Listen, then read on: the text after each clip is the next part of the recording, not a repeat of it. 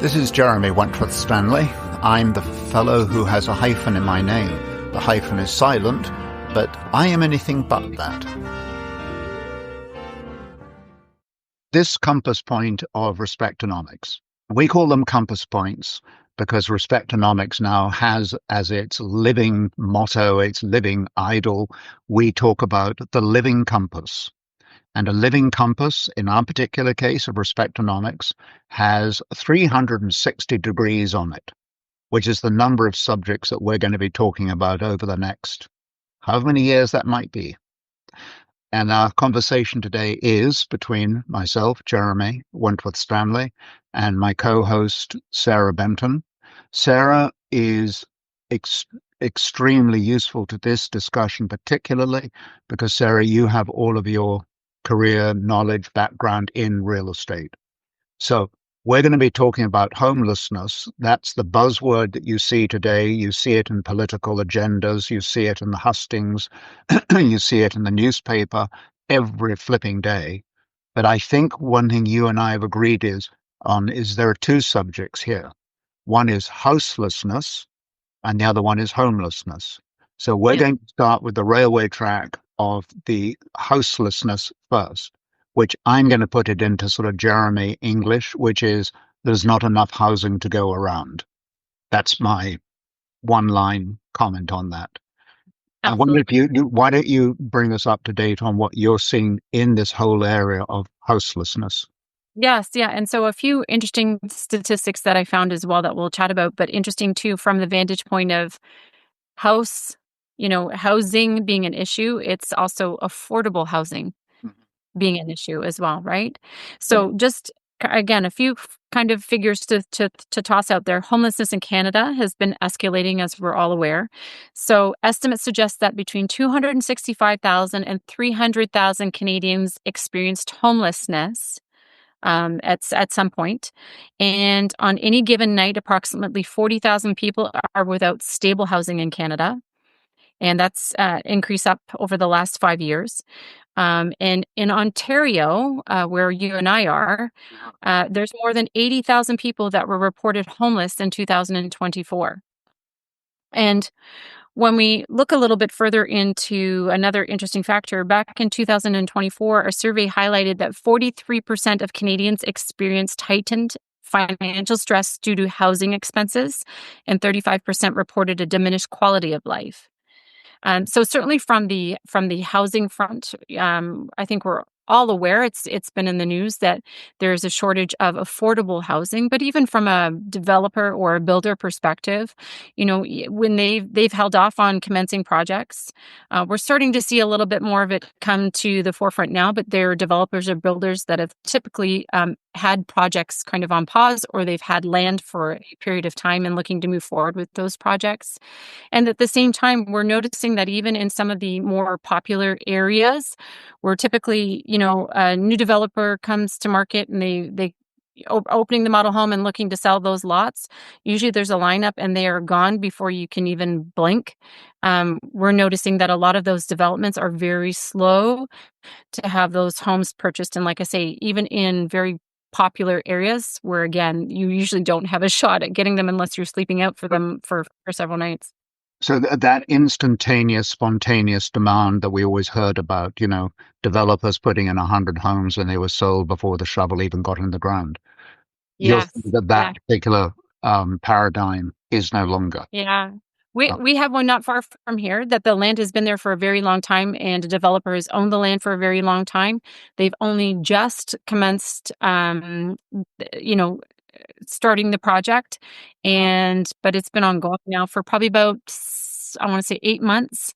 And of the number of homes that are in there, I think they're slated to be about 45 have sold, which is, unheard of in the. I was going to say that. That contrasts. Yeah, I was just going to say that's not just in this particular area, right? And I think people are being cautious, and it's right. And I'd be interested in one particular point too. You mentioned, is the developer now, or is the developer acquiring land, or is she? Are they cooling their jets at the moment? What's happening on that front? I mean, it depends on the size of the developer and what projects they have in tow, but I think what we're finding mostly is the developers that are initiating their projects or starting their projects. It's land that they've been holding on to, and sort of waiting to see how things go, and with, mortgage interest rates coming down, however, who knows? We don't know. There's still instability where we might see those take a little bit of a swing back up. So, across the board, there's instability, and I think there's instability in the developers making decisions on buying, more land at this time. I'm sure it's happening, but I think it's not to the state that it was previously. Right. I think it's interesting too because my understanding it well, it's not even an understanding, it's plainly obvious to the world that this housing issue is ubiquitous. It's everywhere.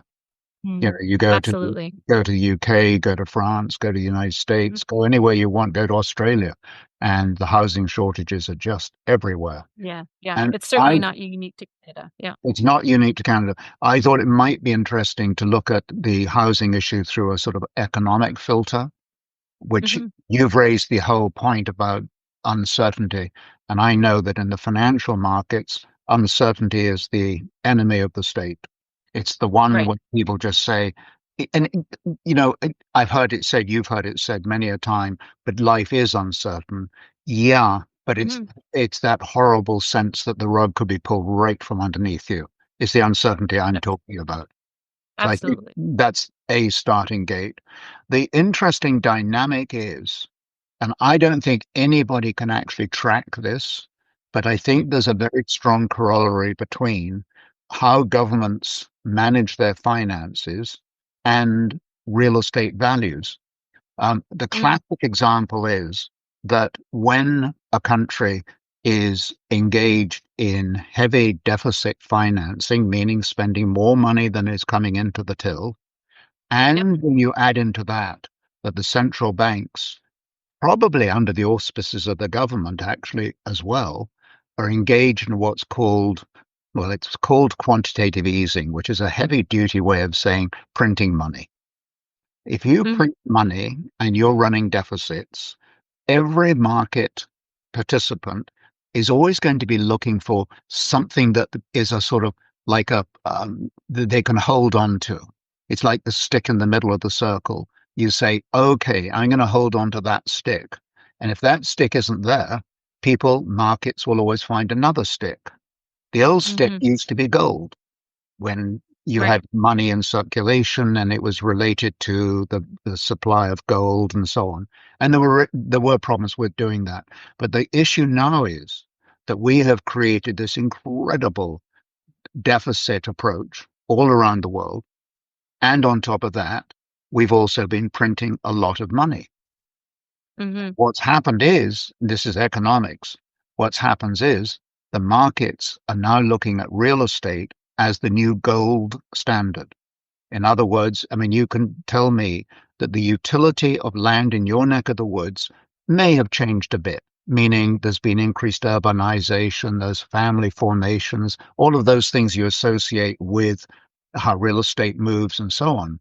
But the far bigger point is that the values of that land have risen far beyond the utility or the economic issues. Mm. If you look at my neck of the woods up in Georgian Bay, yes, we've got more people living here and and all that stuff. But it's hard to explain how $100,000 property has now become worth many millions. Right. Right. And I mean, again, you and your industry will talk about location and all that stuff. But I think one of the keys underneath all of this is being this tremendous drive in deficits and the tremendous drive to increase the money supply. And the Mhm. result of that is that real estate has become, as I say, the new gold standard. Mhm. So And unattainable for many young generations, right? very, very big point. And I think the curious part about it is, and it's a contradiction really, but you look at deficit financing when governments say we're going to spend more money than we took in, and you've heard it all. When you talk that language, it is a language that is meant to bring comfort and protection and Mhm. lifestyle and so on to people generally. It's the sort of Right. it's if you use that awful word welfare, it's almost like saying that the society now has a broader welfare base. And the point of the matter is, isn't it interesting that something as central as housing, to most of, I think all of us would agree that the Mhm. concept of shelter for a human being is essentially our moral obligation and duty. I don't think it's Yeah. a very complicated one.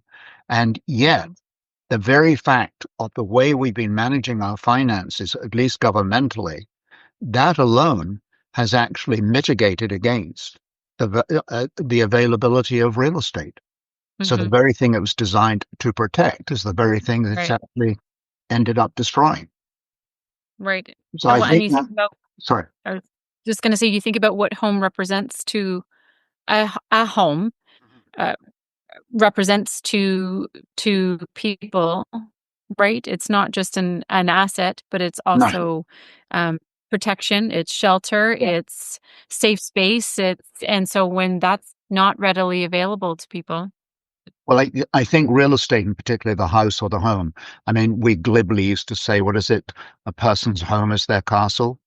You know, I mean, Yes. yeah, Yeah. but actually, it's true. Your home Mhm. is your castle. It's where you have your family. It's where you have your sort of friends and social life and so on. And it's probably, rightly or wrongly, a place in which you start identifying your own identity. You know, Mm. I think the figures, what are the figures you had about the number of people that without homes? Was it 40,000 you said or something? That, uh, what was that? Yeah, so estimates suggest in for 2024 that between 265,000 and 300,000 Canadians have experienced homelessness, right? And that on any given night, approximately 40,000 people are without stable housing in Canada. And then in Ontario alone, there's more than 80,000 people that were reported homeless in 2024. Yeah. And I think as we discuss the subject of, and I keep saying houselessness at this particular phase of our discussion, but one of the things that I find in my own life, and I think is generally true, and you would know this better than I, we talk about the homeless, houseless issue, but we discuss it in what I call abstract terms because it's not actually in my front door. It's not something Mm. I see literally every morning and afternoon.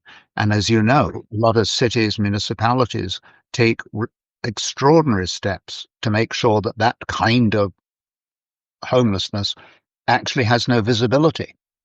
I Right, mean, you hear these awful stories of there's going to be a major event in a city, and they go around sweeping up people who are theoretically homeless or whatever the deal is.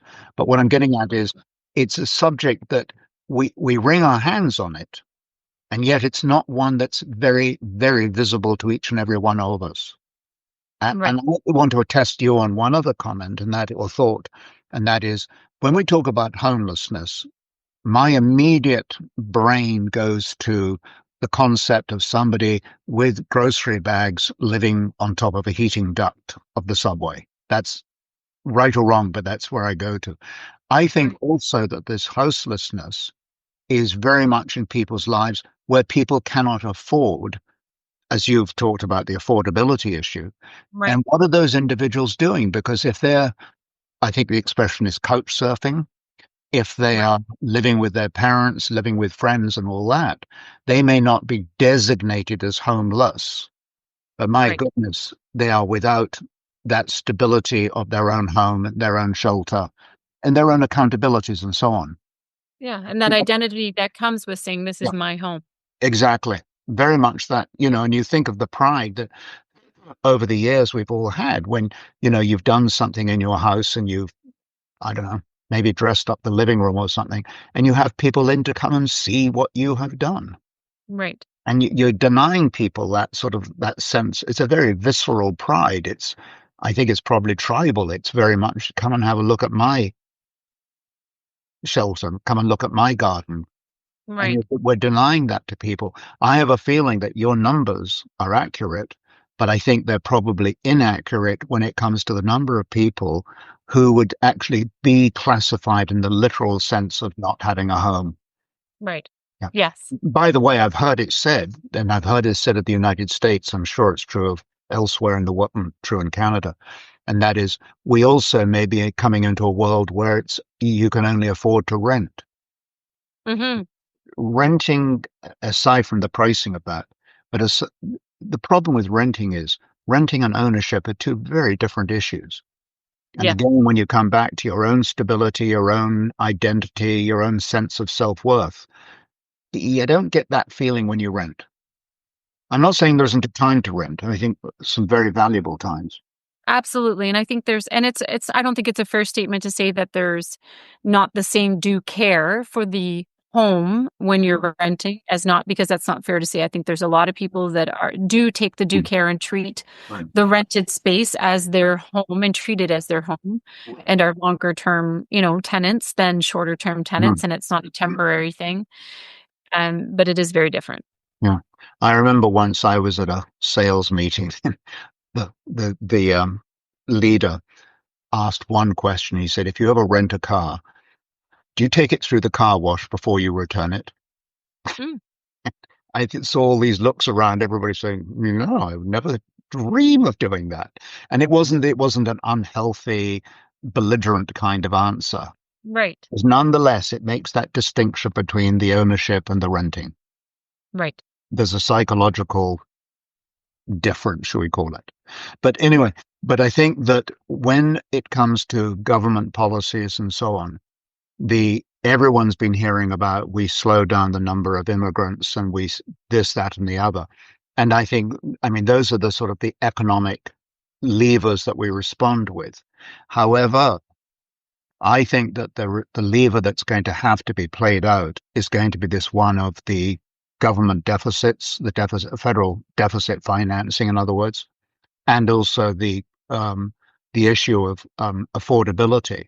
And affordability, of course, comes down to not only interest rates, but it also comes down to what people are actually earning. right. And the best I can tell you is that people's earnings are not keeping up with the cost of living, That's right. just as a one-line comment. And so, anyway, the thing I'm getting to is that the governments, I believe, seriously to deal with this problem, are going to have to look at reducing the what you might call the level of spending, which is Right, deficits, in order to accommodate this need for the housing. I think it's an equation. right, And right. it's not a pleasant picture because what you're saying is governments are going to have to look at cutting back on services, period. Right. Yes. Well, and we're seeing that in other countries unfolding at Yeah, the well, moment, exactly. right? Yeah. I mean, as clumsy and as awful as it is when you see it in other countries and we all go, tut, tut, tut, we shouldn't be doing that. The reality is Right, one's own spending, government spending is out of line. Then at some point, there's going to have to be some kind of pullback. And I know, you know, we've heard all of the clever answers about, well, we can tax people differently. We can bring in these different kinds of transfers of wealth taxes and so on. We can do all that. But so often those are just the finessing something that is actually far more serious underneath. And I think if right, we've got money supply growing in excess of the rate of growth of the economy, we've got a problem with real estate and affordability. I think it's a straightforward equation. right, right. I agree with You're the you. real estate person, so you can say, no, Jeremy, it doesn't work like that. But I think it does. It does. It does. Yeah. It does. So we've talked a bit about the homeless, the houselessness from an economic Yep. standpoint. I think we could probably think of lots of different aspects to it, particularly that involves, let's say, immigration, connecting to job availability, accessibility, transportation. And I think these are all, frankly, very worthwhile subjects. But under the heading of respectonomics, I think what we're Mhm. doing here is we're acknowledging the lack of dignity that's associated with people who don't have housing. And our Right. respectonomics, Whether that's but yeah, whether that's self-imposed or from, exactly, yeah, imposed from others, right? right. And I know you and I have said many, many times that respectonomics, its clarion call is to restore the dignity of the human being. So when we see somebody without a house, that's a pretty bad marker about what people's lives are like. that they do not Yeah. have that dignity. And it's not just a moral issue, it's a very serious physical issue that needs to be addressed. So that's the sort of the economics part of Right. respectonomics. And I thought it might be interesting now to switch gears a bit and talk about homelessness, Yes. because the word homeless has become the sort of the password for houselessness. And it's not. I think we need to be much more careful about looking at this word homeless Yeah. because So there's, what do you mean by it, or what's your well, interpretation, or how my, you my what would you say? understanding of a home is when I say I'm going home, I want to think about going place where you've already said, where I go to a place which is stable, it's safe, where I'm protected, I have my own sense of liberty and freedom, I can express myself in my own domain the way that I want Mhm. to. Um, I think there's a lot of freedom that comes with with your own real estate. And so home to me is something that is, in a sense, very valuable. But a comment you made to me a few days ago was how much you had noticed with your children that Mhm. they would be in these very large houses with marble this and Mhm. stainless steel and all that good stuff. And yet they made the comment to you that when they came around to your family and your house and your children and so on, they felt like they were in a home. And in other Yeah, words, it's always been, it's it was always such I always found it to be such a profound compliment, and it made me feel, very happy. I don't wanna say that you feel less than when you don't have the big house and, you don't have the double incomes and things like that. So, of the kids and their friends, they have such fantastic friend groups, yeah, but it always warmed my heart and made me feel very good about the environment mhm, in the home, that when they came there, even though they had access to, these big houses and all the bells and right, whistles that come with yeah, it on the interior, exterior, that yeah, when they came here, they always walk in the door and they say, "This feels like home," mm, which, I was always very grateful for those comments. right. But and I think they, in a way, they express the centrality of respectonomics, and that is that you want your home to be a place where you do feel, in the most old-fashioned sense, at home. Yeah. I think it's important. But where I think we also need to explore, and respectonomics is right in on this one, and that is to say somebody is homeless is one thing. And we've talked about what does that really mean. But I think there's another sense of homelessness that applies Yeah. to a lot of us.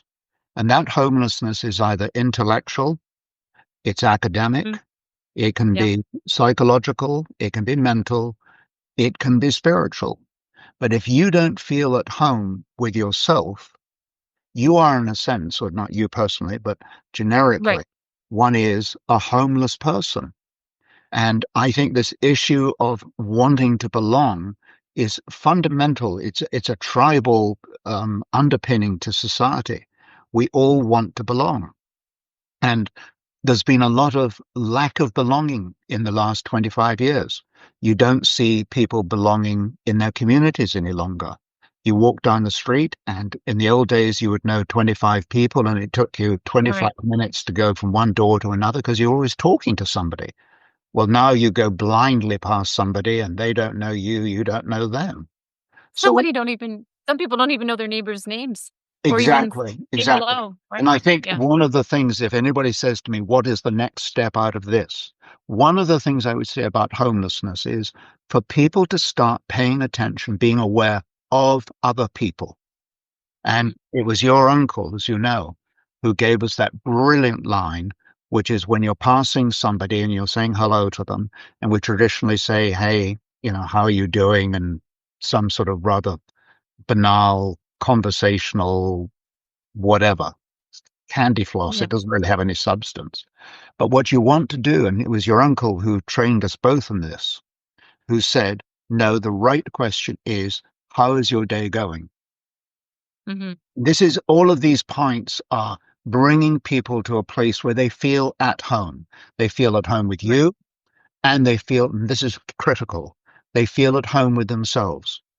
Because if you're not at Mhm. home with yourself, you, as you said earlier, You can have your mega mansion with all the stainless steel and marble and everything. Well, if you're not at home with yourself, that house is not a home. The home, the Do you think that being at home is a sense of belonging?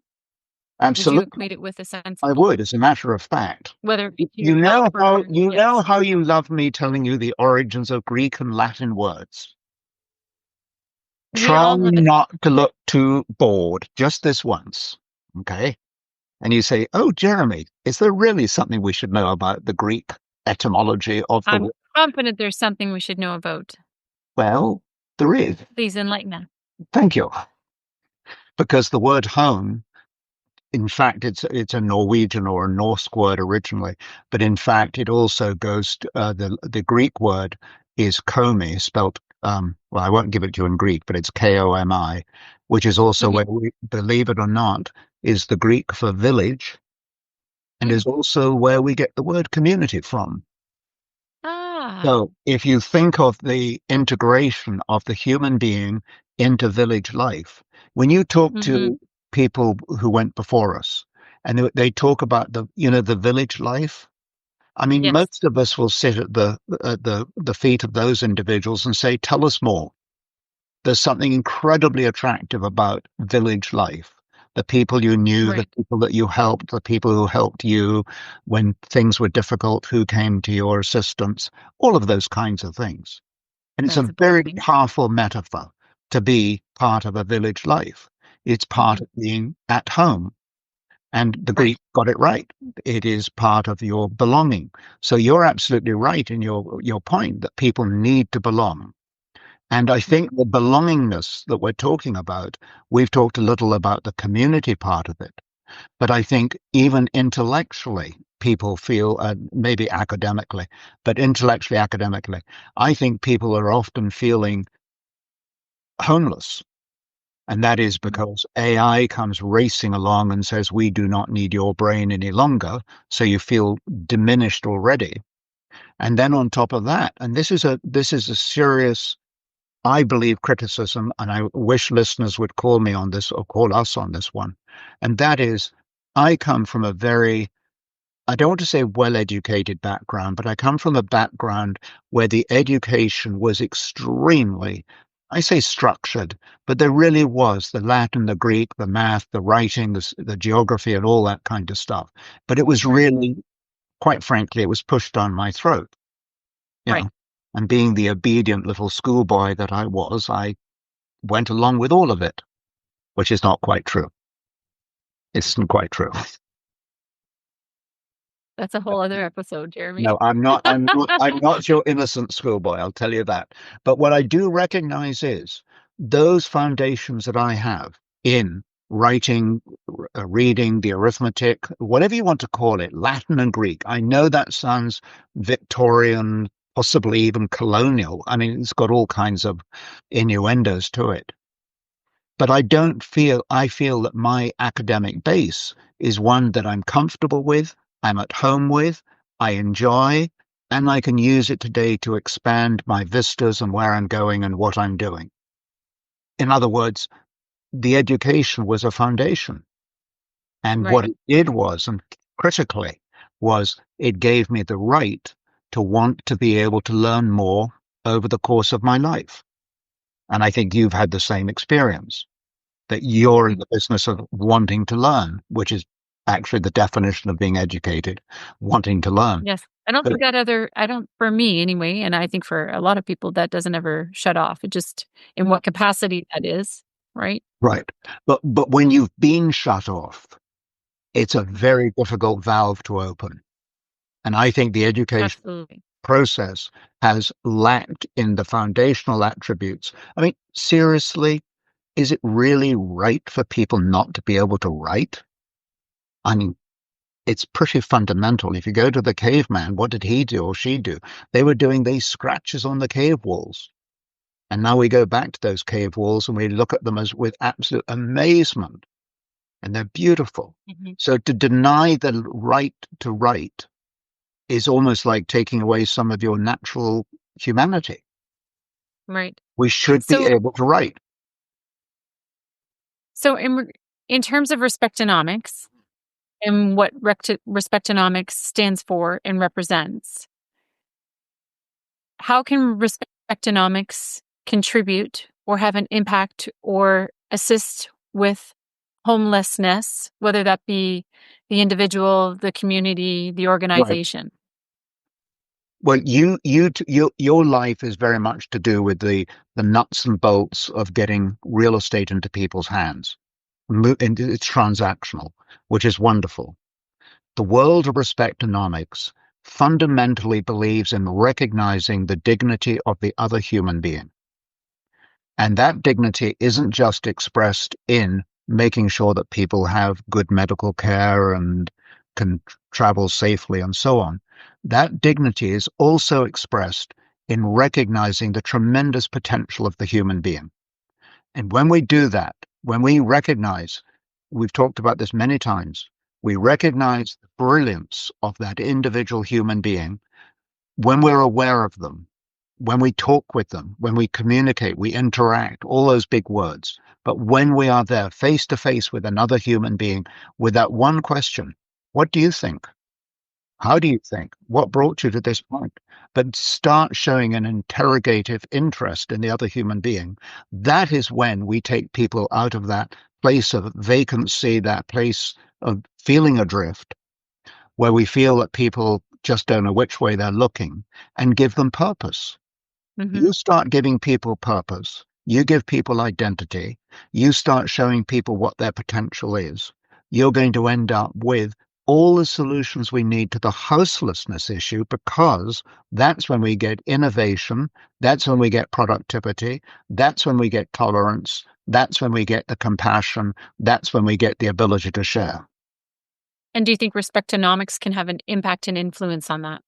I do, because I think respectonomics, its golden rule is, its lifeline is to recognize that a human being is made up of three parts. They Hmm. are the body, which is what you and I look at each other on these screens, the mind, which allows us to process this information and talk it back and forth and Hmm. play around with it. And then there's the soul. And when you pay attention to somebody else's soul, it's like putting somebody on steroids practically. It's bringing out the very, very best of that human being, because the soul is unique to the human being.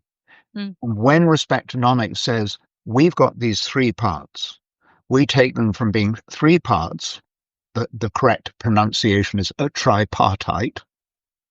So we move away from being tripartite to being, as individuals, triumvirates. We are strong in our bodies, we're strong in our minds, and we're strong in our souls. And when respectonomics gives people the tools to recognize those three, gives them the understanding that those are the three parts to each of us that can be embroidered, they can be built on, they can be admired, they can be shared. When you do this with another human being, I think the end result of it is literally explosive. And I mean Are that in you the building? sense, You're building villages. yeah. If you build a village, you build a community, you build ownership, you build community, you build stability. They're wonderful attributes.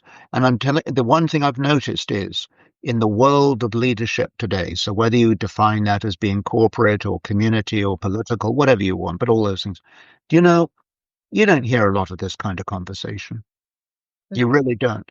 So when people fret about why do people feel ill at ease with themselves? Why do they feel not at home?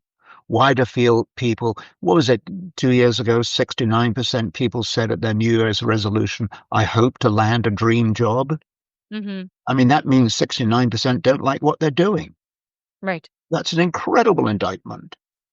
And Right. I Right. think if we bring back the sense of this belongingness, the sense of the tremendous values that a human being has within themselves, we then take a compass that then not only points to places that we didn't even imagine we could get to, but pointing to it. But it's also wonderful to know that in that compass, not only do we have a sense of looking where we're going, we Right. can also have a sense of looking where we've come from. And Mhm. there's nothing more exciting for a human being than to advance in the presence of knowing that their past history has contributed to their present. Yeah. benefits. I also think it's really important to understand that every human being has the right and deserves to feel like they belong, irregardless Absolutely. of circumstance, right? Absolutely. And I think that's where, I mean, when we get to the word homeless and we recognize that its Greek origin does say to belong to the village, to belong to the community, there can't be much higher calling than that. Mhm. I'd like to sort of sign off on one point here, and perhaps you've got something you want to say as well. But one thing I want to say is this. In our national anthem, and I realize this is an international audience that listens to our discussions, but from a Canadian point of view, and I'm sure other countries will come through with similar kinds of approaches, isn't it interesting that in our national anthem, we say, God keep, what is it, our home and native land? Mhm. That very concept of our home, we need to be certain that from an internal point of view, that we are looking at ourselves as knowing this is our home. And we will do Right. everything to build it, to love it, to enjoy it, and to be able to pass it on to another generation with more bells and whistles than we came into with. And if people are interested, whether that be individual, community, political organization, are looking to engage and have further conversation and dialogue and look to Respectonomics as a resource for them, how would they get in touch? Well, there are two ways of doing it. One is the email address is on the website. It's jeremy@respectonomics.com. And as our listeners will know, whatever goes to Respectonomics, it goes to our entire organization. So it's just got my name there as the Right. entry point. But the fact of the matter is the organization is behind every inquiry that we get. And I think probably the most important thing we can do is not only recommend these podcasts to people to listen, to enjoy, and to critique, but also to recognize that we can be there as public speakers and bring people together in the context of workshops, sharing ideas. Do you know one thing? When you do a workshop, Mhm. wonderful just to see the backing and the forthing, the ideas that flow Right. backwards and Collaboration. forwards. Hmm. Another, and I can, do you want the Greek word? No, the Latin word for collaboration. No, Of course. collaborate, to work together. And that's what we should be doing is working together. Absolutely. If we did the Abs workshops and we do public speaking and we can do, somebody says, well, we've got a particular issue, then why don't we take a look at that particular issue and see what Respectonomics would suggest and recommend? Excellent. Yeah. Perfect. Wonderful conversation today, Jeremy. Well, I've enjoyed it very much, Sarah, and thank you so much for all of your inputs. And We we rest okay together.